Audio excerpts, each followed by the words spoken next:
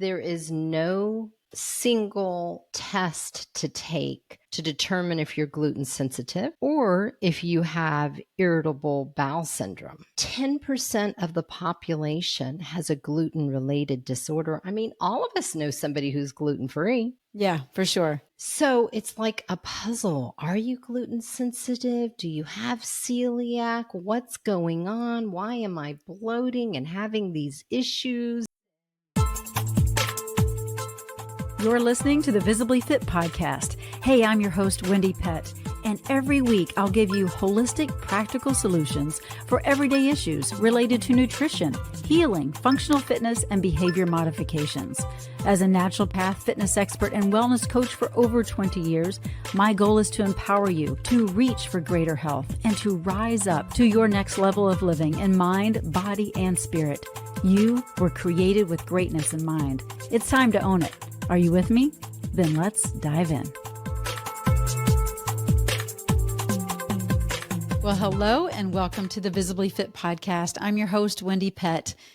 Let me ask you, do you ever feel bloated? Do you ever have like abdominal pains? Maybe you have headaches. Maybe you feel really fatigued. Maybe you have diarrhea. Maybe you have headaches. Maybe you have joint pain. Well, you might be even misdiagnosed for whatever these symptoms are. But today we're going to dive into gluten sensitivity. That's right, because some of these are the symptoms that you might be having, and you might just be gluten sensitive. So either way, whether you're looking to better understand your own symptoms, or if you're just seeking guidance on how to navigate a gluten-free lifestyle, then this episode is going to be full of valuable information and you do not want to miss it. I have a guest on the show. Her name is Susan Neal. She's a registered nurse and she has a master's in health and science and an MBA. She lives her life with a passion to help others improve their health. And after suffering a health crisis, she became an author and health coach to provide others with the tools that they need to heal their bodies and reclaim their ideal weight. Her award-winning #1 Amazon bestseller is 7 Steps to Get Off Sugar and Carbohydrates.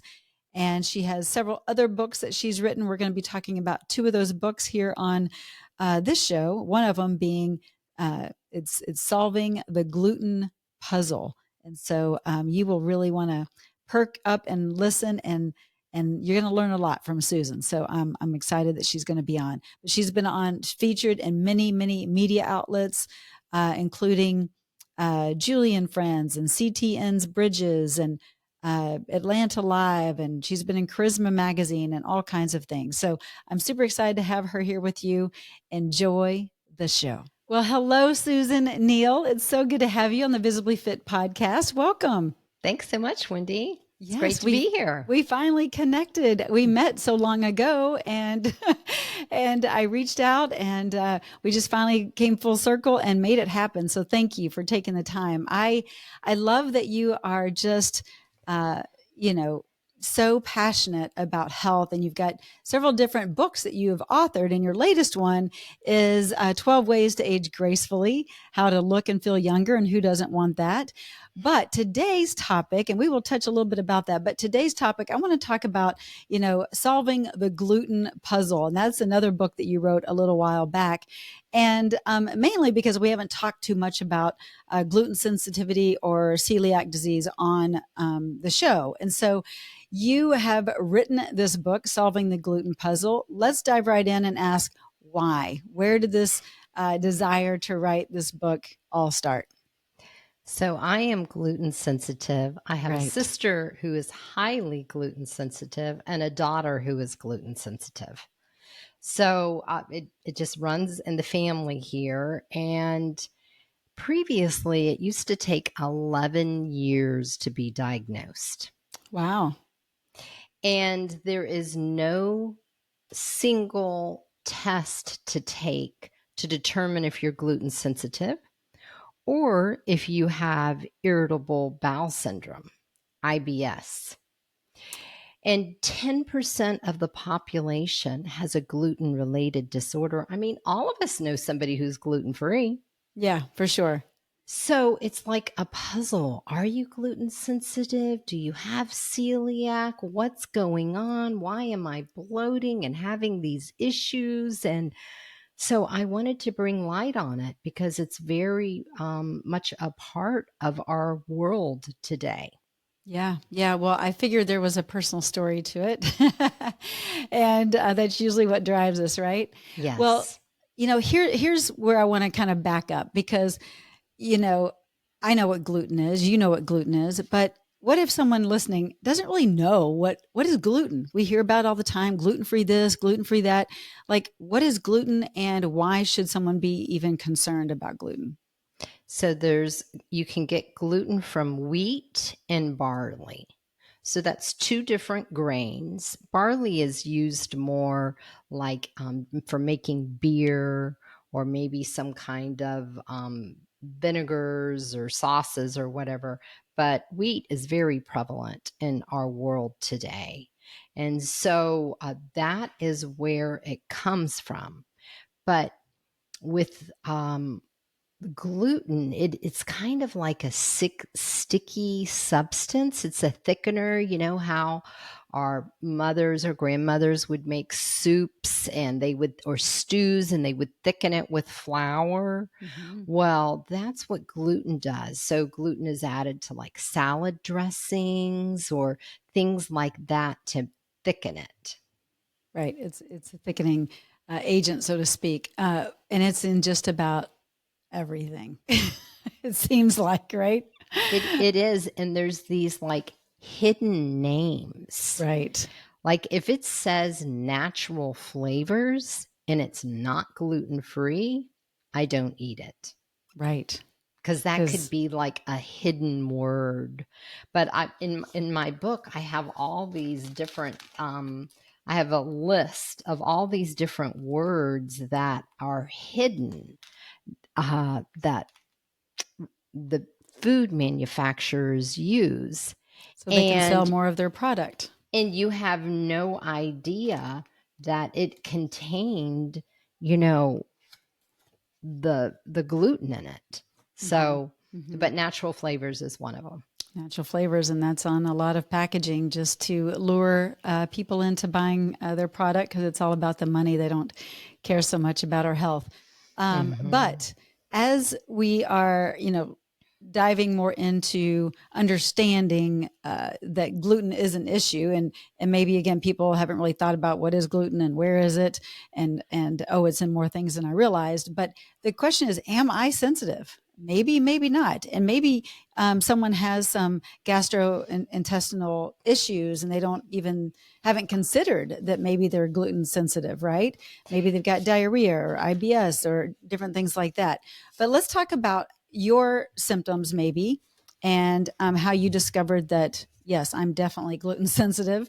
And then also how you determined that you didn't have, the autoimmune issue like celiac, but it was just gluten sensitivity. Because there So is a from difference. And I want you to talk about that. Yeah, so for me, when I was a child, I had a lot of uh, nasal drainage. And so my mother took me to an allergist and they did the testing on my back, with all the different types of things you might be allergic to. And I was allergic to wheat. And so that didn't really stop me from eating it. But I ended up growing out of it. So one of the gluten related disorders is a wheat allergy. And a lot of times around puberty, you grow out of that. And then I didn't appear to be gluten sensitive for the next 40 years. And then I had a health crisis. And after that, when I would eat gluten, I would have such brain fog. I just Mm. couldn't think clearly. And I felt like I had chronic fatigue. I would be so exhausted. So I have a list here of the most common gluten sensitive symptoms, and they are abdominal pain, eczema or a Mm-hmm. rash because it's trying to come out of your skin, Right. migraine headaches, foggy brain, chronic fatigue, diarrhea, depression, anemia, which I had a lot in my life, tingling of the fingers and joint pain. Yeah, which could be misdiagnosed on so many different occasions, right? Yes. Depending on where you go to seek answers, or maybe you're just looking for a Band-Aid, a quick fix solution, but hopefully you're really looking for a solution. But yeah, you could be misdiagnosed. So how often does that happen? Oh, it happens quite a bit because, see, I mean, for IBS and gluten sensitivity, there's not one specific test. Sure.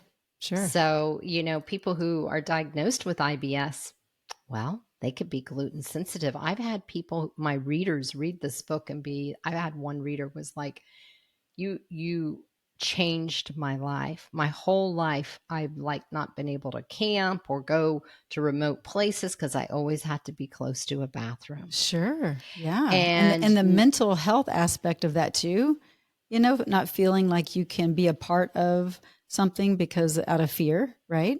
yeah. Oh, Yeah. wow. Well, I think that, coming from your own pain, the fact that you wrote this book is fantastic. And you said your mom and your daughter too. Is that correct? It's my sister, Your sister. and my daughter. Yeah. Okay. And so my sister you can have a genetic test to determine if you have the celiac gene, because she really wasn't sure if she had celiac disease or gluten sensitivity. And 30% of the population have this gene that's a celiac gene. It doesn't mean that it's turned on and that you Right. have celiac disease, because they're finding now with genetics that they can turn on like a light switch or you can turn them off. Yeah. So, but she found out that she didn't have the gene. So she's highly gluten sensitive, but she doesn't have celiac disease. Okay. Well, very good. And yeah, and the way that those genes are turned on and off are based on how you fuel your body, how you, your environment, all kinds of things, the stressors in your life, all kinds of situations. But you can change that receptor, and as you know too, you can change how we're passing down our genetic code, so to speak, through epigenetics, and how we take care of ourselves and then passing through to our children. So so let's talk a little bit more about maybe when you were affected with the gluten sensitivity. What kind of I guess with your lifestyle, what kind of stipulations did it put on you? Did it cause you to kind of always want to be by a bathroom or any of that? Or were you just in that tired place where you didn't feel like doing anything? So, it didn't really affect me gastrointestinally. So Okay. many people might not have gastrointestinal Right. symptoms because Just fatigue. Yeah. gastrointestinal pain is normal, but the others aren't as typical. So for me, no, it was like I didn't know, I was just couldn't be as involved and such because I was so tired, so I couldn't. And then I finally figured out, it's every time I'm eating Yeah. wheat, and then the next day I am just flat out exhausted. I'm grumpy. I'm not motivated. I don't want to, be busy and happy like I typically am. And so it just put a real dent in my lifestyle. So I started cutting it out. And then it was like, gosh, I'm just so much happier. Just my mental health was better, and I had much more abundant energy. So that's the way it was for me. And I created a quiz. So your listeners, it might help them figure out if they have one of these gluten related disorders. And it's called gluten intolerance quiz.com. So Perfect. gluteintolerancequiz.com. Thank you. That's very nice of you. Yeah, definitely go there and take that quiz. That's fantastic. Yeah, I was thinking about, as you described, just being fatigued and that kind of thing, and how being misdiagnosed, you could be misdiagnosed as having fibromyalgia or Epstein-Barr, or, the list goes on. And I think of how many of my patients have been misdiagnosed, and it's just through the foods. And, we are what we eat, right? And we are what we, Yes. what they ate, right? That's why I don't promote meat, but anyway, but it's all about, we are really what we eat. And so, if you're eating lots of foods that have gluten in them, you're going to feel lethargic and have some, bloating and gas and that kind of thing, if that's your symptoms. But there is hope. And that's what we wanted to share with you. There is hope. So it's so good. What would you say, were some of the dietary changes that you made that were the most difficult for you? It's hard to go out to a restaurant and make sure that you are safe. So a Mm. lot of times I'll be at a restaurant and I'm not really sure. And so I'll just have to have a salad. Mm-hmm. And then for my sister, it's even more so. It's like the only seasoning is salt and pepper because different seasonings can contain gluten, because it can also be the type of thing that they put in the seasoning to make it not stick together. Wow. I'm glad you mentioned that, right? Because a lot of people wouldn't realize that, even in the seasonings. Right, right. Yeah, like I don't think I realized that one. Mm-mm. Or salad dressings Yeah. or flavors. So they use gluten for flavors like flavored potato chips. Like I can eat, regular plain potato chips, but if it has a flavor added to it, that's like saying it has gluten added to it. Right, right. And the same with tea. You Mm. wouldn't think. So I'll get a tea bag and it's like, okay, does it have natural flavors? It does, like whatever, instead of using an oil like peppermint oil, then it uses some kind of natural flavors to create, this peppermint. And no, I won't eat that because that could potentially be gluten. Wow. Yeah, I'm so glad you're sharing that, because I think a lot of ears are being perked up right now thinking, oh, wow, I might be consuming more gluten than I even realized. Mm. So, yeah, thank you for sharing that. With Have you worked with people individually to help them get off gluten, or just through your book, or how do you go about that? Yeah, so I'm a certified health and wellness coach with the American Association of Christian Counselors. So, yes, I coach And you're people, an and RN. yeah, I'm an RN, and I have a Yes. master's in health science. So I love being nerdy and looking up all the research and figuring all of this out. It's really a lot of fun, and I get to help others and understand it more in depth myself. So yeah, Yeah. I have a coaching program and coach individuals and help them Mhm. through it. Well, great. That's awesome, Susan. I love that. What I guess as we move out of gluten sensitivity and over to more like celiac, more like what your sister was a little more concerned about. Only about 1%, one out of every 100 people have celiac disease. But let's talk about the difference. If someone's listening and they think maybe I'm just gluten sensitive, but then actually maybe they need to go get tested to see if they've got celiac because it's more autoimmune. But why don't you just kind of dive into the major differences there? So, celiac disease is an autoimmune disease.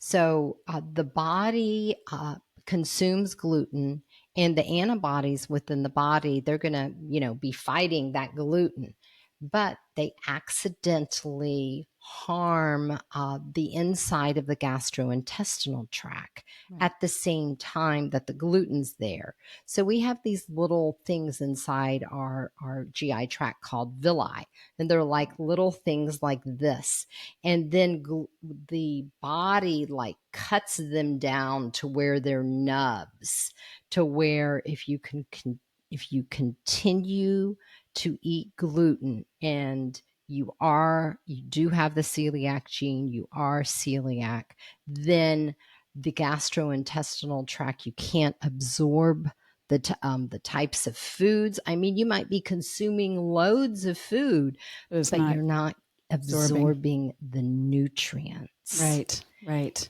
And the longer you go and you're not diagnosed, the more likely you are to get a secondary autoimmune disease, a third autoimmune disease. It's very serious. Yeah. To be tested and to come up with a positive diagnosis, you have to be consuming gluten. Because some people, most of those who are celiac, if they stop eating gluten, those little villi grow back because God created our bodies to That's heal. right. And they Amen. grow back and things look fine because they diagnose it with an upper GI to go look into your small intestine. So you need to, before you go gluten-free, if you think you're celiac, the first thing to do is get a genetic test because that's really simple. Just a little Right. swab inside your cheek. You don't have the gene, You're then good to go. you Yeah. may just be gluten sensitive. Mm-hmm. But if you do have the gene, then you want to go pursue with a gastroenterologist testing, and you have to be consuming gluten to be tested positive. Right. So don't be jumping on the gluten-free bandwagon until you know for sure, actually, because you need to be eating the gluten to know that you're got a problem with gluten.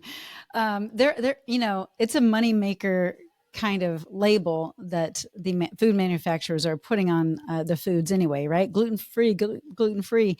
And many people are just buying into that, not needing to purchase those particular items, but they're buying into it. I mean, I think 30-40% of Americans are buying into the gluten-free avenue when they don't necessarily need to be. But gluten in this country is different than gluten in other countries as well, right? Yes, it is. Can you And talk about that?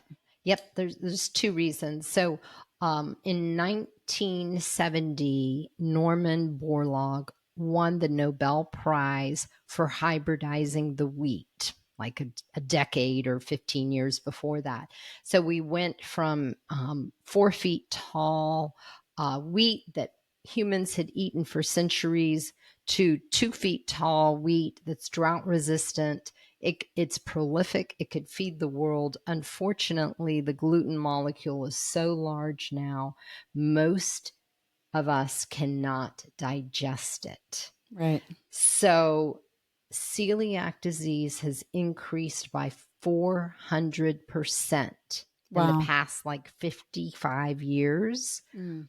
That's about the Something's fishy time they there. Yeah. changed the wheat. Right. Yeah. Yeah. And then the second thing we do in this country for wheat, corn, soy, and oats, about 90% is Roundup Ready crops. I So know. they're I knew you were going to say that. Yes. Disgusting. they're genetically modified, and so for those they can be sprayed with glyphosate, Roundup, and it could have residues of Roundup, of that carcinogen in those products. So if you're going to buy corn, wheat, soy, or oats, buy organic that is not GMO. That's right. That's right.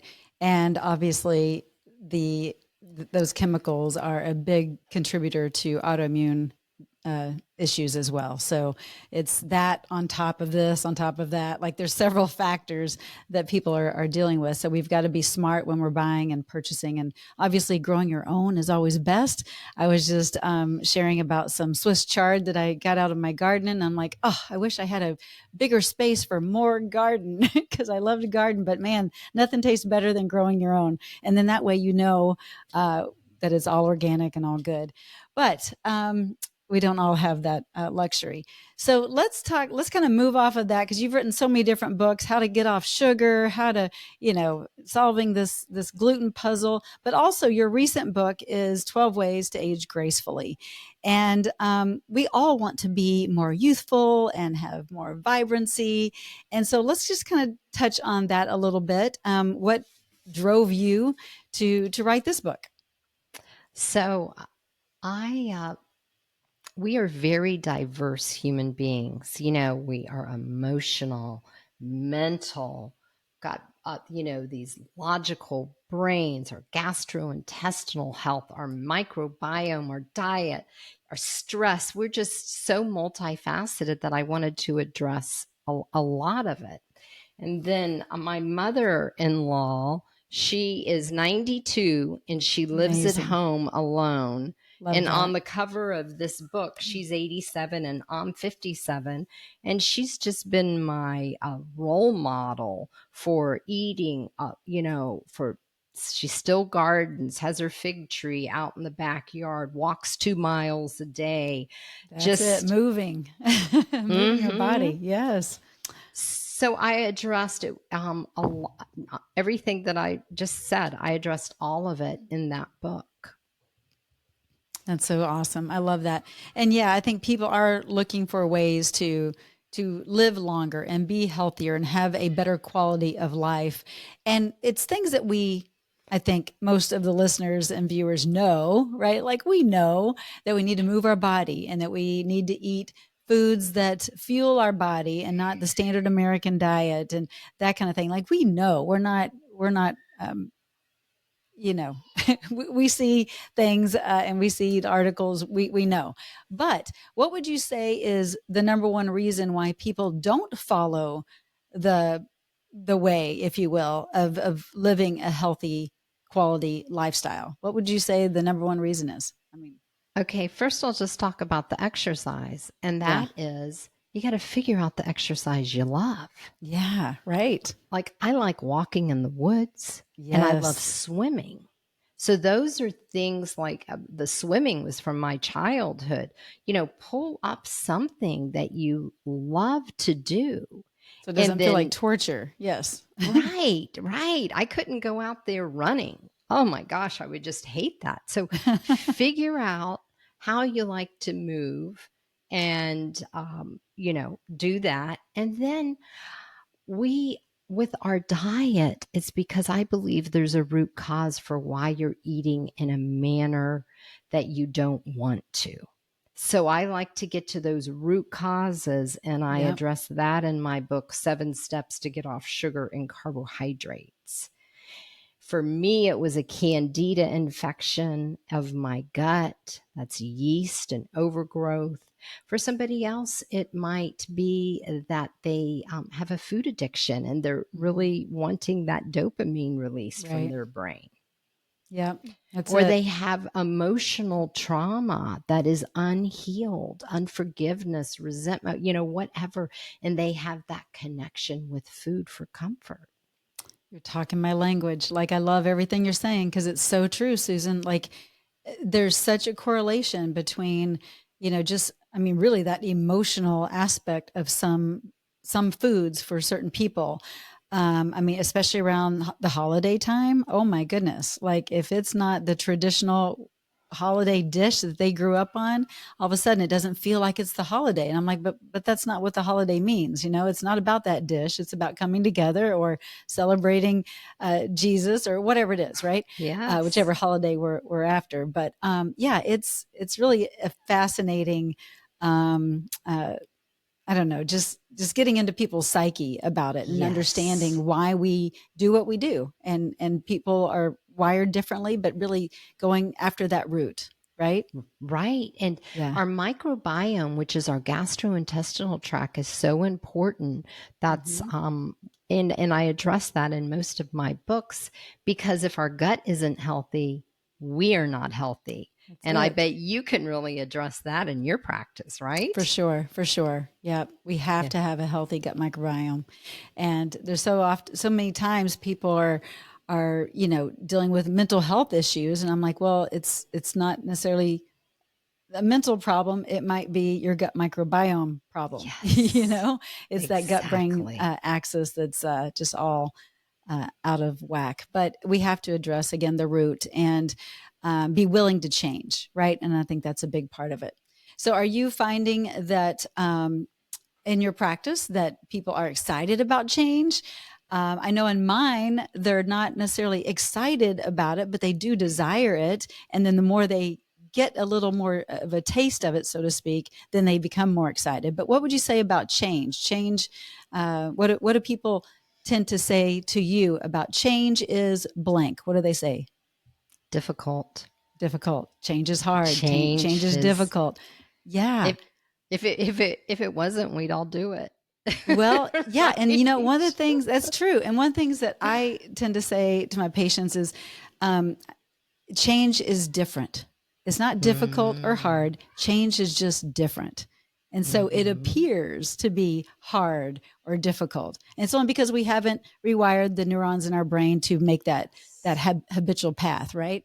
So I don't know. I Yes. just find it fascinating, but we are all able to get to where we deserve and desire to be, because that's how God made us. He wants us to be healthy, whole, and complete, right? Yes, he does. Yeah. And Yes. so your mom, she's 92, you said, and lives alone and is thriving. And like, she has always eaten healthy, or like Always. always. Okay. Always. So Yeah, you she grew up used in to that even do the space. macrobiotic diet, and yeah, she